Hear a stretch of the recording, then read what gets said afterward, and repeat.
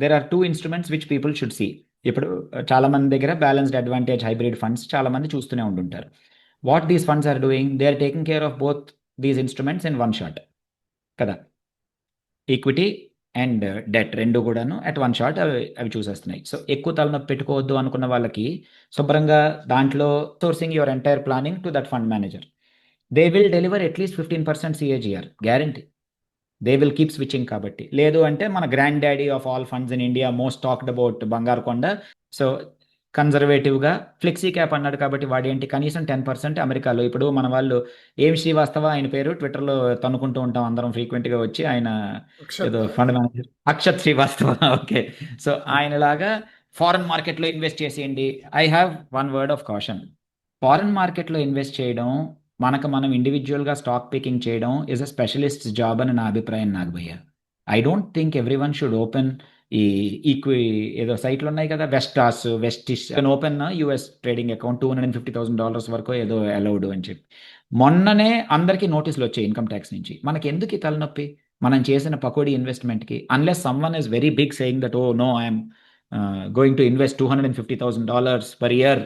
ఆ టైప్లో ఉన్న వాళ్ళు ఎవరైనా ఉంటే ఇందాక అన్నట్టు క్షమించండి, మీరు మా పాడ్కాస్ట్ వింటున్నారని మాకు తెలియక మేము మామూలుగా మాట్లాడేసాం మీతోటి. బట్ మెజారిటీ అందరూ కూడా మనలాంటి వాళ్ళు అని కానీ మనం అనుకుంటే, ఇప్పుడు ఫ్లెక్సీ క్యాప్ ఉంది, దే హ్యావ్ అట్లీస్ట్ ఇప్పుడు కొంత అమ్మేశారు యూఎస్ యాక్చువల్గా fund. I follow that fund closely.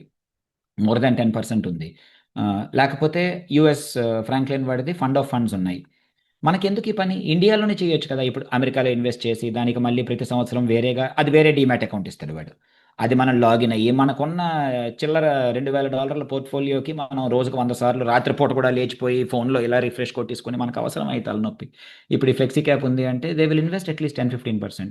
There are funds of funds, global fund of funds ఉన్నాయి. అంత సరదా ఎవరికైనా ఉంటే, లేదు I want at least 10% of my investment to be invested out of India అని కానీ ఎవరైనా ఆలోచించారనుకోండి, which is a good thinking to have కదా కావాలనుకుంటే. సో ఏంటి, there are fund of funds which invest across the world. 20% in China, 20% in USA, 10% in Brazil. అలా ఉన్న fund of funds బోల్డ్ ఉన్నాయి which are run by Indian fund houses. These are specialist tasks. మనం వెళ్ళిపోయి Facebook తాలూకా annual report చదివేసి, ఈ FANG చదివేసి, అమెరికాలో కార్గిల్ అగ్రికల్చర్ ఇవన్నీ చదివి, ఇదంతా మనకి ఎందుకు ఈ పని, మనం చేయలేము. పెట్టేసి ఎవడో సజెషన్ మీద పెట్టడం. సో బట్ ఫారెన్ ఫండ్స్ ఇలాంటి ఫ్లెక్సీ క్యాపిటల్లో ఉంచుకోవడం ఆర్ ఫండ్ ఆఫ్ ఫండ్స్ ఉంచుకోవడం ఇస్ గుడ్ అని నా అభిప్రాయం.